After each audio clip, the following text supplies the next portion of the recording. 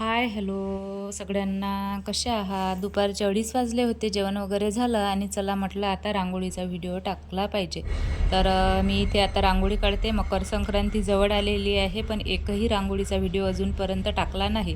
तर इथे मी लाल कलर घेतलेला आहे. मधात मला पतंग काढायची आहे, तर मधात मी असा लाल कलर टाकून घेतला आणि बाजूला गुलाबी कलरचा वापर केला आणि असं स्केलने त्याला चौकोनी आकार दिला. खालून असा त्रिकोणी आकार द्यायचा, कलर पण हाच वापरायचा, मधात लाल आणि बाजूले गुलाबी. तर असा त्रिकोणी आकार काढला छोटासा आणि मस्तपैकी त्याला स्केलने छान त्रिकोणी आकार दिला आणि एक्स्ट्रा रांगोळी आहे ती काढून टाकली. आता जी पतंग आहे आपली, तर पतंगची जे कॉर्नर असतात तिन्ही त्याला हिरव्या कलरने असे छोटे छोटे चौकोन काढले आणि पांढऱ्या कलरने अशी कमान काढून घेतली.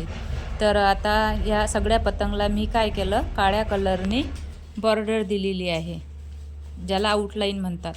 तर इथे काळ्या कलरचा वापर केला आणि असे 2 मधात डोळे काढलेले आहे पतंगला, तिथे पिवळ्या कलरचा वापर केला आणि मधात लाल कलरचे टिपके दिले. आता नंतर वर मी अशी काळ्या कलरच्या 2 अशा पट्ट्या टाकलेल्या आहे, जेणेकरून मला तिथे मकर संक्रांती नाव लिहायचं आहे. तर अशी थोडी मोठीच बॉर्डर करायची. स्केलनी छान असा लांब आकार द्यायचा.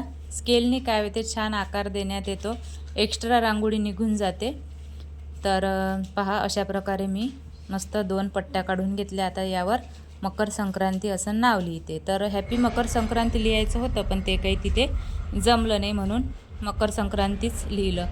बरं, चला आता पुढे जाऊया.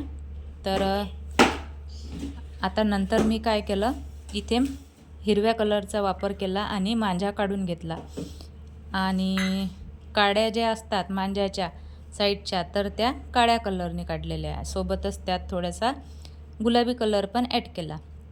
आता पतंगच्या साईडला जे काढत आहे ते एक वाटी आहे, वाटी किंवा बाऊल. तर पिवळ्या कलरचा वापर केलेला आहे आणि त्यावर गुलाबी टिपके दिले आणि आउटलाईन काढलेली आहे त्या वाटीला काळ्या कलरची.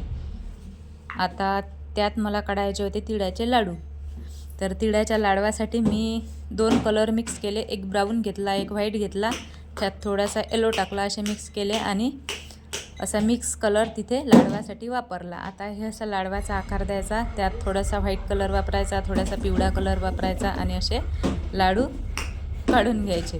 आता मकर संक्रांती म्हटलं की तिळगुळाचे लाडू तर आलेच. हे तर झाले आपले लाडू. आता इथे खाली हळदी कुंकू काढते. तर इथे पांढऱ्या कलरने 2 छोट्याशा अशा वाट्या काढल्या, त्यात लाल कलर आणि एका वाटीत पिवळा कलर, असे दोन्ही कलर टाकले आणि ते झालं आपलं हळदी कुंकू. चला आता वाट्या जमल्या की नाही हे सांगा आणि हा मांजा वगैरे जमला की नाही ते सांगा. आजची रांगोळी कशी वाटली ते कमेंट करून नक्की सांगा. लाईक करा, शेअर करा आणि चॅनलला सबस्क्राईब करायला विसरू नका. बाय.